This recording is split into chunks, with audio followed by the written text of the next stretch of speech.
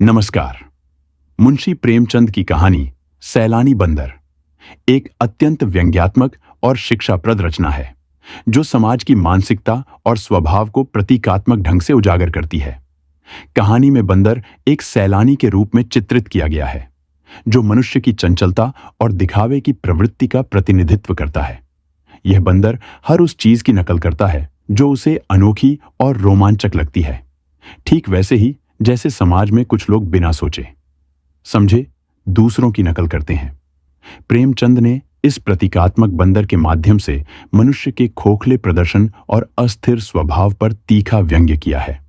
कहानी सरल भाषा में होते हुए भी गहरे जीवन प्रदर्शन और समाज की विडंबनाओं को बहुत ही रोचक तरीके से प्रस्तुत करती है, जिससे पाठक को आत्ममंथन का अवसर मिलता है।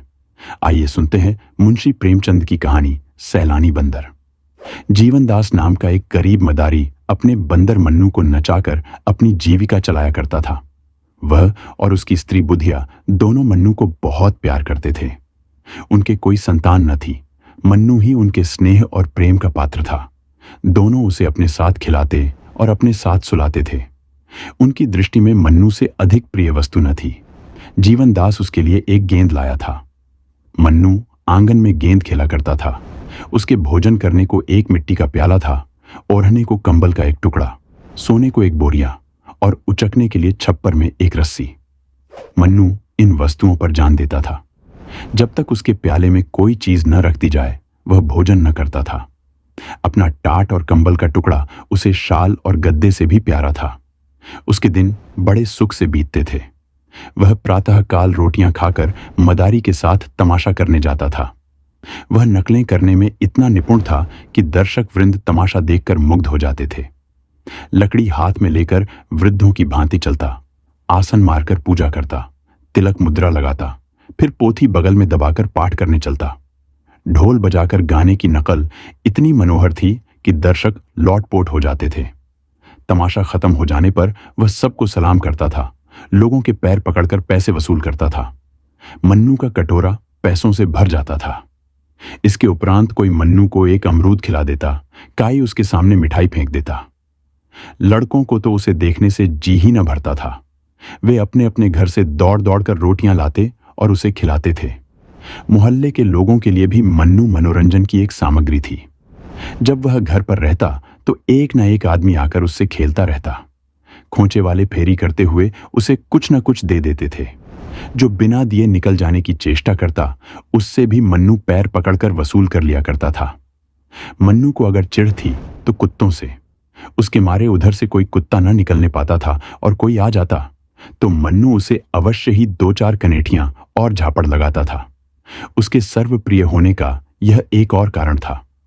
दिन को कभी कभी बुधिया धूप में लेट जाती तो मन्नू उसके सिर की जुएं निकालता और वह उसे गाना सुनाती। वह जहां कहीं जाती थी वहीं मन्नू उसके पीछे पीछे जाता था। माता और पुत्र में भी इससे अधिक प्रेम न हो सकता था। एक दिन मन्नू के जी में आया कि चलकर कहीं फल खाना चाहिए। फल खाने को मिलते तो थे, पर वृक्षों पर चढ़ाकर डालियों पर उचकने, कुछ खाने और कुछ गिराने में कुछ और ही मजा था। बंदर विनोदशील होते ही हैं और मन्नू में इसकी मात्रा कुछ अधिक थी भी। कभी पकड़ धकड़ और मारपीट की नौबत न आई थी। पेड़ों पर चढ़कर फल खाना उसके लिए स्वाभाविक जान पड़ता था। यह न जानता था कि वहां प्राकृतिक वस्तुओं पर भी किसी न किसी की छाप लगी हुई है। जल, वायु, प्रकाश पर भी लोगों ने अधिकार जमा रखा है।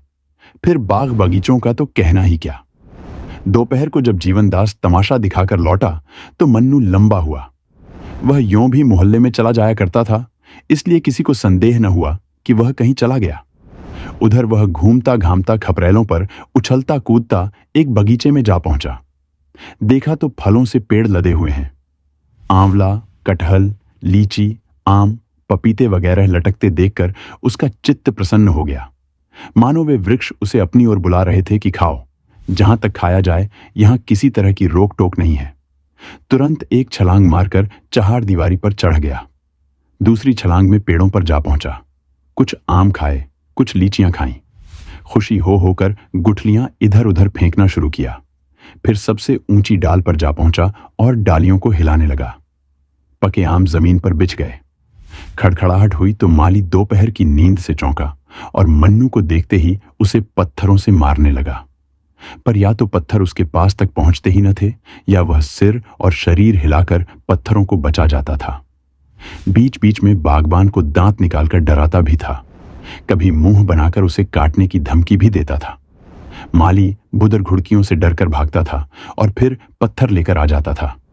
यह कौतुक देखकर मोहल्ले के बालक जमा हो गए और शोर मचाने लगे, ओ बंदर वालों लाए, बाल उखाड़ू टोएटाए, ओ बंदर तेरा मुंह है लाल, पिचके पिचके तेरे गाल, मर गई नानी बंदर की, टूटी टांग मुछंदर की।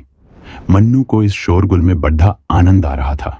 वह आधे फल खा खाकर नीचे गिराता था और लड़के लपक लपक चुन लेते और तालियां बजा बजा कर कहते थे, बंदर मामू और कहां तुम्हारा ठौर। माली ने जब देखा कि यह विप्लव शांत होने में नहीं आता तो जाकर अपने स्वामी को खबर दी। वह हजरत पुलिस विभाग के कर्मचारी थे। सुनते ही जामे से बाहर हो गए। बंदर की इतनी मजाल कि मेरे बगीचे में आकर ऊधम मचावे। बंगले का किराया मैं देता हूं, कुछ बंदर नहीं देता।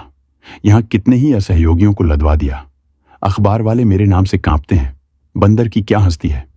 तुरंत बंदूक उठाई और बगीचे में आ पहुंचे। देखा मन्नू एक पेड़ को जोर जोर से हिला रहा था। लाल हो गए और उसी तरफ बंदूक तानी। बंदूक देखते ही मन्नू के होश उड़ गए। उस पर आज तक किसी ने बंदूक नहीं तानी थी, पर उसने बंदूक की आवाज सुनी थी, चिड़ियों को मारे जाते देखा था, और न देखा होता तो भी बंदूक से उसे स्वाभाविक भय होता। पशु बुद्धि अपने शत्रुओं से स्वतः सशंक हो जाती है। मन्नू के पांव मानो सुन्न हो गए। वह उछलाकर किसी दूसरे वृक्ष पर भी न जा सका। उसी डाल पर दुबक कर बैठ गया। साहब को उसकी यह कला पसंद आई, दया आ गई। माली को भेजा, जाकर बंदर को पकड़ ला। माली दिल में तो डरा, पर साहब के गुस्से को जानता था। चुपके से वृक्ष पर चढ़ा गया और हजरत बंदर को एक रस्सी में बांध लाया। मन्नू साहब को बरामदे में एक खंभे से बांध दिया गया। उसकी स्वच्छंदता का अंत हो गया। संध्या तक वहीं पड़ा हुआ करुण स्वर में कूं कूं करता रहा। सांझ हो गई तो एक नौकर उसके सामने एक मुट्ठी चने डाल गया। अब मन्नू को अपनी स्थिति के परिवर्तन का ज्ञान हुआ। न कंबल न टाट, जमीन पर पड़ा बिसूर रहा था। चने उसने छुए भी नहीं। पछता रहा था कि कहां से फल खाने निकला। मदारी का प्रेम याद आया। बेचारा मुझे खोजता फिरता होगा। मदारिन प्याले में रोटी और दूध लिए मुझे मन्नू मन्नू पुकार रही होगी। हां विपत्ति, तूने मुझे कहां लाकर छोड़ा। रात भर वह जागता और बार बार खंभे के चक्कर लगाता रहा। साहब का कुत्ता टामी बार बार डराता और भूंकता था। मन्नू को उस पर ऐसा क्रोध आता था कि पांव तुम्हारे चपतों की चौंधियां दूं, पर कुत्ता निकट न आता, दूर ही से गरज कर रह जाता था। रात गुजारी तो साहब ने आकर मन्नू को 2-3 ठोकरें जमाई। सुअर, रात भर चिल्ला चिल्ला कर नींद हराम कर दी। आंख तक न लगी। बचा, आज भी तुमने गुल मचाया तो गोली मार दूंगा। यह कहकर वह तो चले गए। अब नटखट लड़कों की बारी आई। कुछ घर के और कुछ बाहर के लड़के जमा हो गए। कोई मन्नू को मुंह चिढ़ाता, कोई उस पर पत्थर फेंकता और कोई उसको मिठाई दिखाकर ललचाता था। कोई उसका रक्षक न था। किसी को उस पर दया न आती थी। आत्मरक्षा की जितनी क्रियाएं उसे मालूम थीं, सब करके हार गया।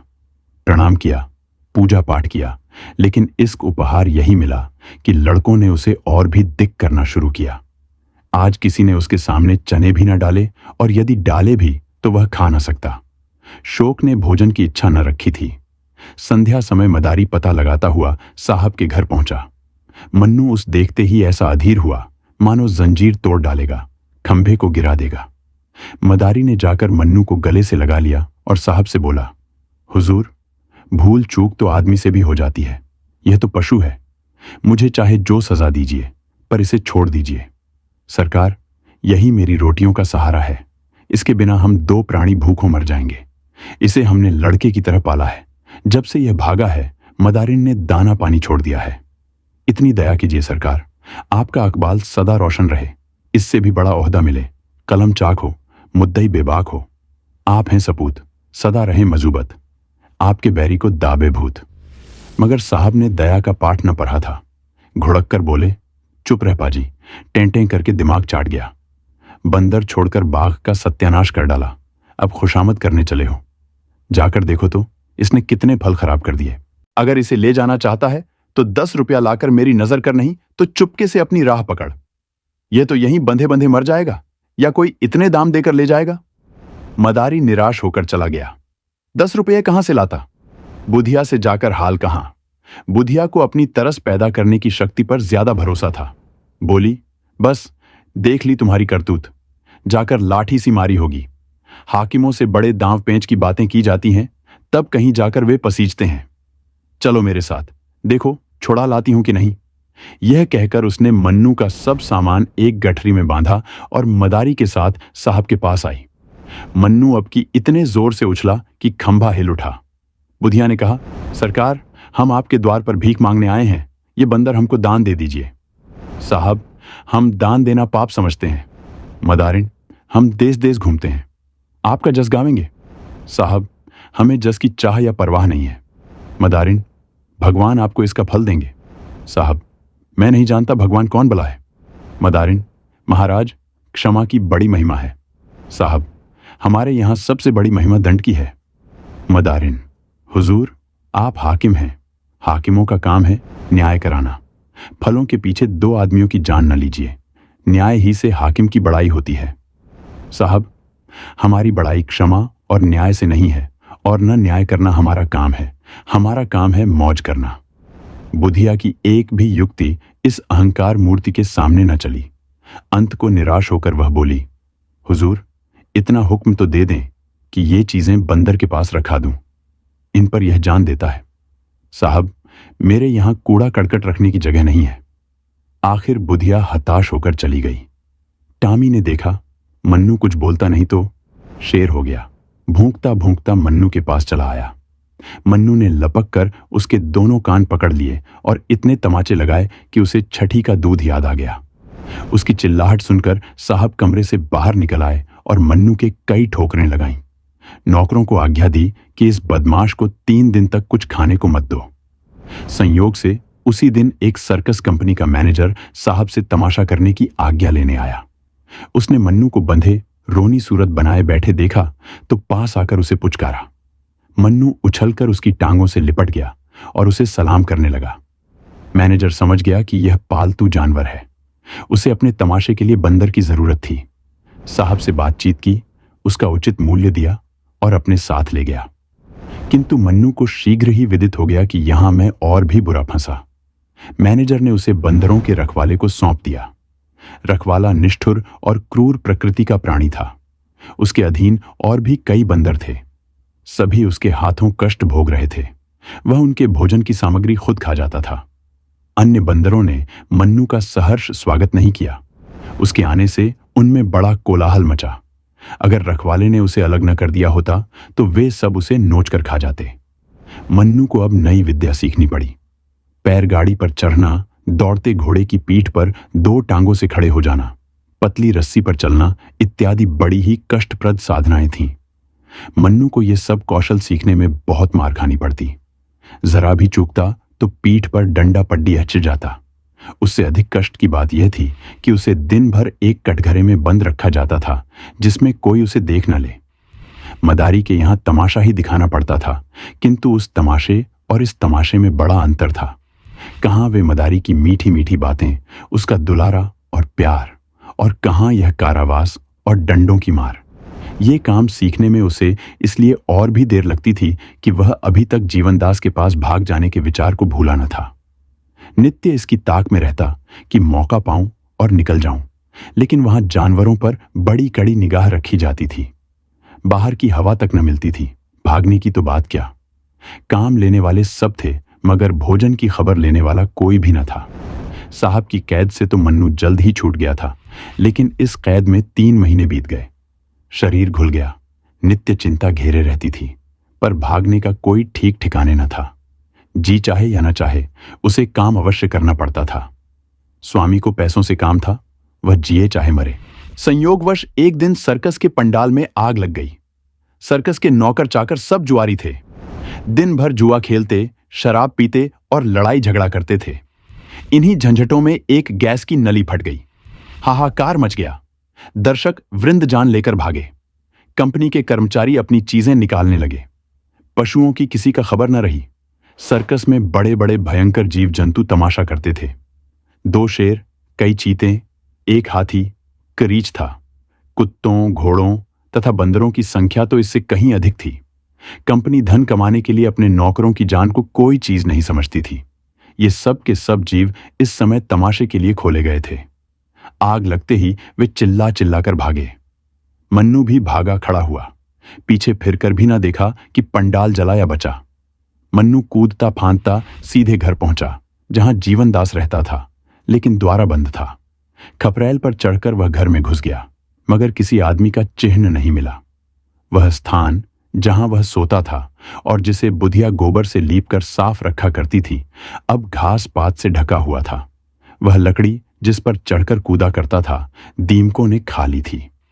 मोहल्ले वाले उसे देखते ही पहचान गए। शोर मच गया, मन्नू आया, मन्नू आया। मन्नू उस दिन से रोज संध्या के समय उसी घर में आ जाता और अपने पुराने स्थान पर लेट रहता। वह दिन भर मोहल्ले में घूमा करता था। कोई कुछ दे देता तो खा लेता था, मगर किसी की कोई चीज नहीं छूता था। उसे अब भी आशा थी कि मेरा स्वामी यहां मुझसे अवश्य मिलेगा। रातों को उसके कराहने की करुण ध्वनि सुनाई देती थी।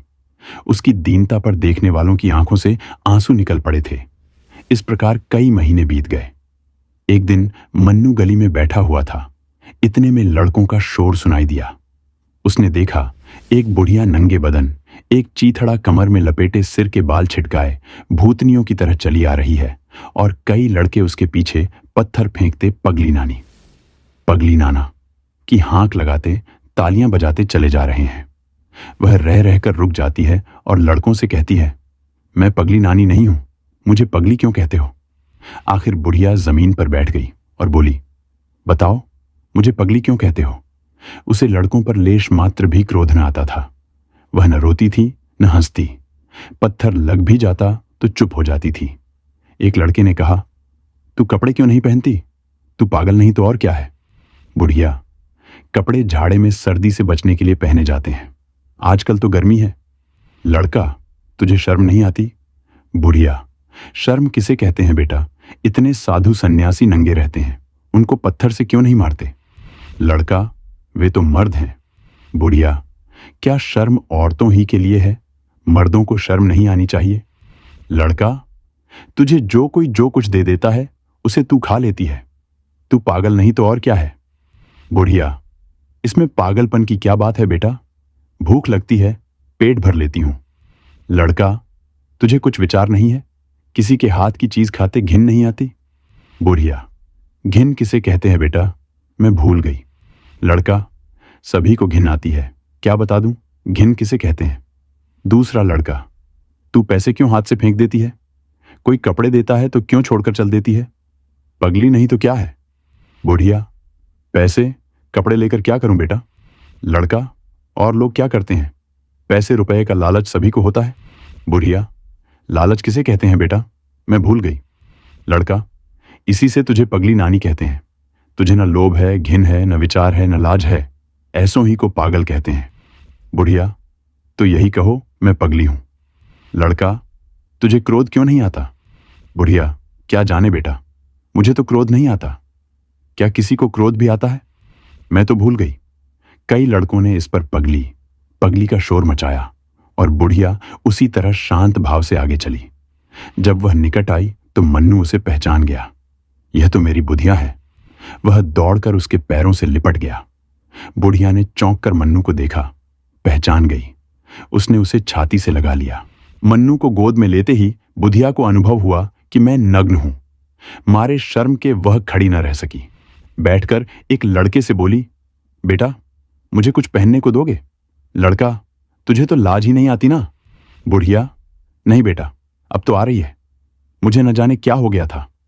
लड़कों ने फिर पगली का शोर मचाया तो उसने पत्थर फेंककर लड़कों को मारना शुरू किया। उनके पीछे दौड़ी। एक लड़के ने पूछा, अभी तो तुझे क्रोध नहीं आता था, अब क्यों आ रहा है? बुढ़िया, क्या जाने क्यों, अब क्रोध आ रहा है। फिर किसी ने पगली कहा तो बंदर से कटवा दूंगी। एक लड़का दौड़कर एक फटा हुआ कपड़ा ले आया। बुधिया ने वह कपड़ा पहन लिया, बाल समेट लिए। उसके मुख पर जो एक अमानुष आभा थी, उसकी जगह चिंता का पीलापन दिखाई देने लगा। वह रो रो कर मन्नू से कहने लगी, बेटा, तुम कहाँ चले गए थे? इतने दिन हो गए हमारी सुध न ली। तुम्हारी मदारी तुम्हारे ही वियोग में परलोक से धारा। मैं भिक्षा मांगकर अपना पेट पालने लगी। घर द्वार तहस नहस हो गया। तुम थे तो खाने की, पहनने की, गहने की, घर की इच्छा थी। तुम्हारे जाते सब इच्छाएं लुप्त हो गईं। अकेली भूख तो सताती थी, पर संसार में और किसी की चिंता न थी। तुम्हारा मदारी मरा, पर आंखों में आंसू न आए। वह खाट पर पड़ा कराहता था और मेरा कलेजा ऐसा पत्थर का हो गया था कि उसकी दवा दारू की कौन कहे, उसके पास खड़ी तक न होती थी। सोचती थी, यह मेरा कौन है?